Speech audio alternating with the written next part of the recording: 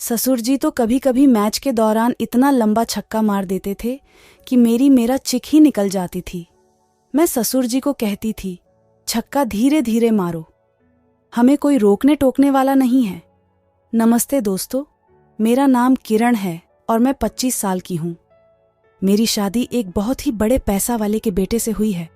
उसका नाम राहुल है।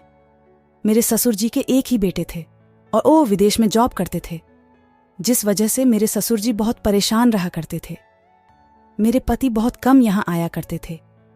वह शादी करने के लिए आए और कुछ दिन के बाद जाने का प्लान करने लगे। मैंने उन्हें बार बार कहा कि मेरा मन उनके बिना नहीं लगता, लेकिन वो सुनने के लिए तैयार ही नहीं थे। खैर, उन्हें कुछ दिन बाद शहर जाना था, इसलिए जो भी दिन थे हमने उन दिनों को बहुत प्यार से एंजॉय किया। इतने बड़े घर की बहू बनने के बाद जैसे तो मेरे थॉट बाट बढ़ गए थे। मैं पूरे घर में रानी के जैसे रहती थी। मेरे माता पिता गांव के बहुत ही गरीब घर के हैं, जिस वजह से राहुल का रिश्ता मेरे लिए आया तो मेरे पिताजी मना नहीं कर पाए। वह लोग तो बल्कि बहुत खुश हुए, क्योंकि इतने बड़े घर में शादी होकर आना मेरे लिए किसी सपने से कम नहीं था। आज सुबह जब मैं उठी तो मैंने देखा कि नौकरानी ने सारा नाश्ता बना दिया था। बस मैंने उसे टेबल पर लगाया और ससुर जी और राहुल को बुलाया। दोनों ने नाश्ता किया। तब राहुल कहने लगे, पिताजी मुझे काम के लिए फिर से वापस विदेश जाना होगा। तब मेरे ससुर जी कहने लगे, बेटा कुछ और दिन रह जाता तो मुझे अच्छा लगता।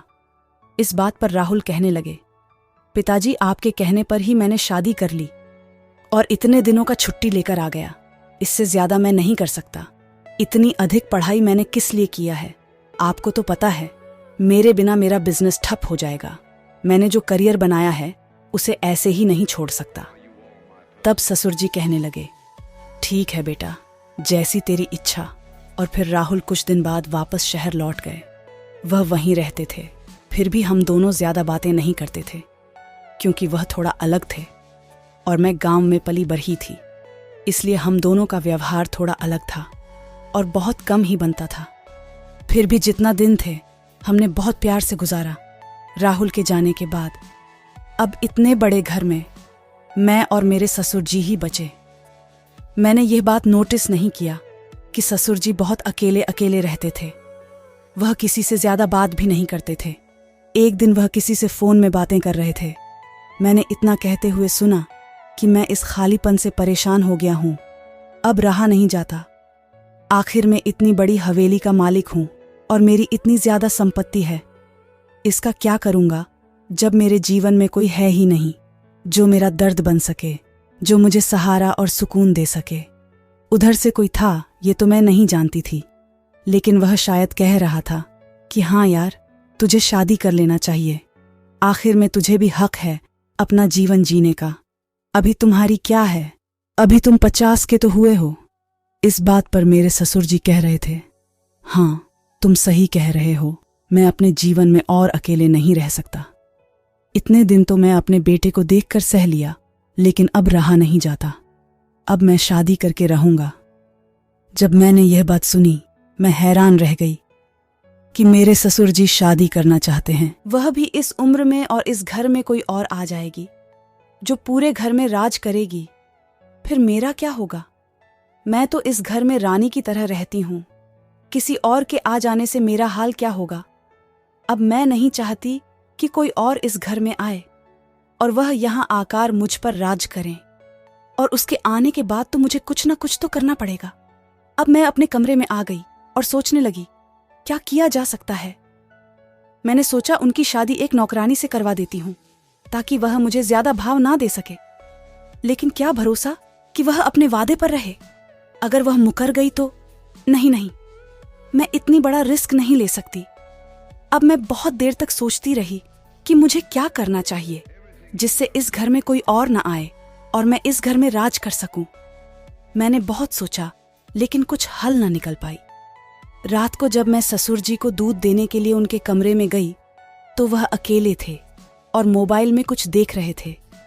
उन्होंने कंबल ओढ़ा हुआ था और कंबल के नीचे से मोबाइल की रोशनी आ रही थी।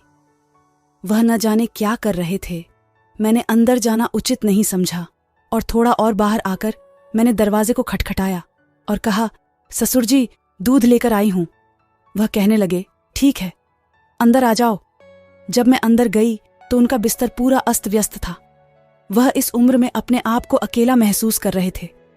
मैं समझ गई थी, वह शादी करके ही मानेंगे। मैंने उन्हें दूध दिया, फिर बाहर आई। थोड़ी देर बाहर आने के बाद राहुल का फोन मेरे ससुर जी के मोबाइल में आया। ससुर जी कहने लगे, बेटा तुझे मैंने सुबह एक बात कही थी। तो राहुल बोला, हाँ पिताजी कहिए ना। तब मेरे ससुर जी कहने लगे, हैं बेटा, मैं शादी करना चाहता हूँ क्योंकि मुझे बहुत अकेला महसूस हो रहा है। मेरा एक दोस्त है जो इस उम्र में भी शादी करके खुश है। मैं भी चाहता हूँ कि अब आगे की जिंदगी मैं भी किसी के साथ बिताऊं। तब राहुल कहने लगे, पिताजी आपने ये बात कहने के लिए मुझे फ़ोन किया था। आपको पता है ना मैं कितना बिजी रहता हूँ। तब ससुर जी कहने लगे, तो तुमसे बात कब करूं? दिन में करूं तब भी बिजी, रात में करूं तो भी बिजी। अब राहुल कहने लगे, जो करना है करिए, पर मुझे परेशान मत करिए, मैं अर्जेंट मीटिंग में हूं। इतना कहकर राहुल ने फोन काट दिया। अब ससुर जी ना जाने क्या सोच रहे थे। मैं कमरे में आई और सोचने लगी, इस तरह तो सच में कोई ना कोई इस घर में आ ही जाएगी। फिर मेरा क्या होगा? राहुल तो मुझे ध्यान भी नहीं देते, ठीक से सारा दिन अपने काम में पड़े रहते हैं। एक ससुर जी हैं, वह भी अगर शादी कर लेंगे फिर तो मैं और भी कहीं की नहीं रहूंगी। मुझे किसी तरह उनकी शादी रोकनी होगी, और अगर इस घर में राज करना है तो मुझे कुछ ना कुछ तो करना ज़रूरी है। तब मैंने एक तरकीब सोची, जिसके लिए मैं किचन में आई और अपने लिए पानी बोतल में निकलने लगी और जानबूझकर वहीं गिर गई। मैंने जोर से चिल्लाया। मेरी आवाज़ सुनकर ससुर जी दौड़ते दौड़ते किचन आए। उन्होंने कहा, क्या हुआ बहू? तब मैं बोली, ससुर जी पता नहीं कैसे मेरा पैर फिसल गया, मैं पानी लेने आई थी। ससुर जी ने मेरे हाथ पकड़कर मुझे खड़ा किया और अपने कंधों का सहारा देकर मुझे धीरे धीरे चलने के लिए कहा और मुझे मेरे कमरे तक लेकर आए। मैं बेड पर लेट भी नहीं पा रही थी, ऐसे मैंने उन्हें दिखाया। तब उन्होंने मुझे जैसे तैसे करके लिटा दिया। फिर कहने लगे, बहू मैं डॉक्टर को फोन करके बुला देता हूँ। मैंने कहा, ससुर जी इतनी रात को डॉक्टर को क्यों परेशान करना, मालिश वाला मलहम वहाँ ड्रॉ में रखा है, आप दे दीजिए, मैं लगा लूंगी। अब ससुर जी ने वह मलहम मुझे दिया और मैं लगाने की कोशिश की। तब ससुर जी ने देखा कि वह मलहम तो मुझे लग ही नहीं रहा, क्योंकि दर्द तो कमर में हो रहा था। उन्होंने यह देखा और कहने लगे, बहू दो, मैं लगा देता हूँ। फिर उन्होंने वह मलहम लेकर मेरे कमर में लगाया।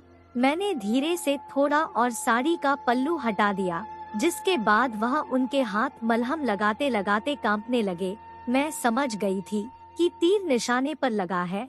अब मलहम लगाते लगाते उनके हाथ न जाने कहाँ फिसलने लगे।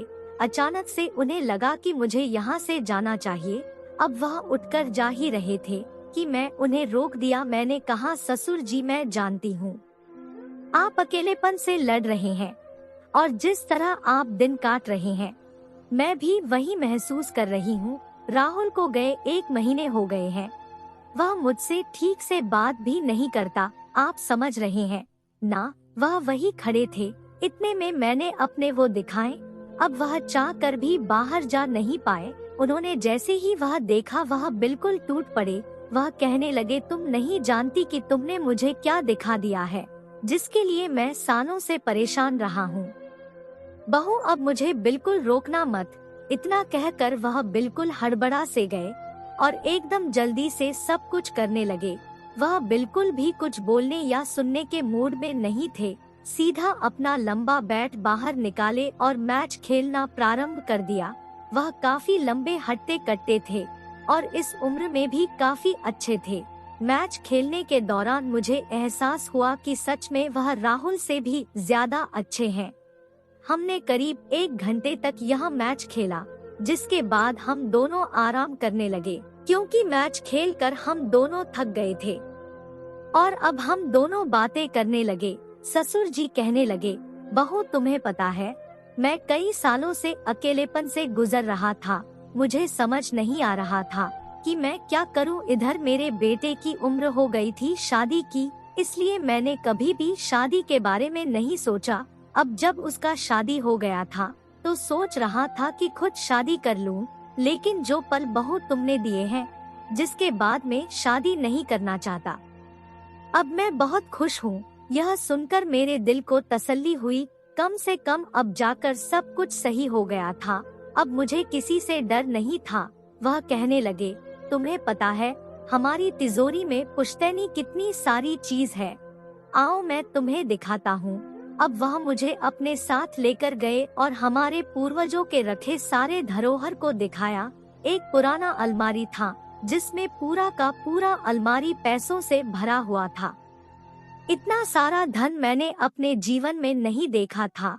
ससुर जी कहने लगे, मेरे दादा इस गांव के राजा थे। उन्होंने कभी भी यह बात नहीं बताई और ना ही हमें जताने दिया। पता है हमारे पूर्वज बहुत ज्यादा रईस थे। उन्होंने हमेशा से यह बात बाहर आने नहीं दिए, क्योंकि वह नहीं चाहते थे कि हमारे ज्यादा दुश्मन पैदा हो। अब तो मेरी आंखें फटी की फटी रह गई थी। मैंने कहा शुक्र है जो मैंने सही समय पर सही काम कर दिया, नहीं तो यह सब तो हाथ से निकल जाने थे। अब हर रोज हम लोग क्रिकेट मैच खेलते थे। इस खेल के कारण हमारे जीवन में खुशियाँ लौट आई थी। ससुर जी भी अब बहुत खुश रहते थे और मैं भी उसका साथ पाकर खुश थी। इसके अलावा अब उनकी सारी चीजों पर मेरा हक था। अब राहुल अपनी दुनिया में व्यस्त था और हम अपनी दुनिया में। ससुर जी अब पहले से ज्यादा खुश रहने लगे थे। उन्हें मैंने ऐसी खुशी दी थी कि वह हमेशा खुश रहते थे। ससुर जी तो कभी कभी मैच के दौरान इतना लंबा छक्का मार देते थे कि मेरा चिक ही निकल देती थी।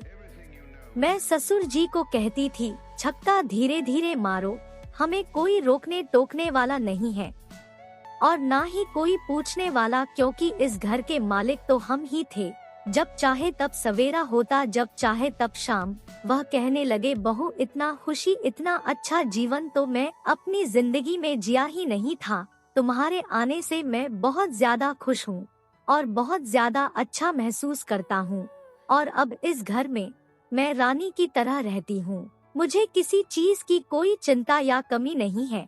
दोस्तों मुझे ऐसा नहीं करना चाहिए, लेकिन आखिर मैं क्या करता जिससे हम रानी भी बनकर रहते और घर में खुशी रहती। दोस्तों हमारी कहानी कैसी लगी जरूर बताएं और हमारे चैनल को सब्सक्राइब करें। धन्यवाद।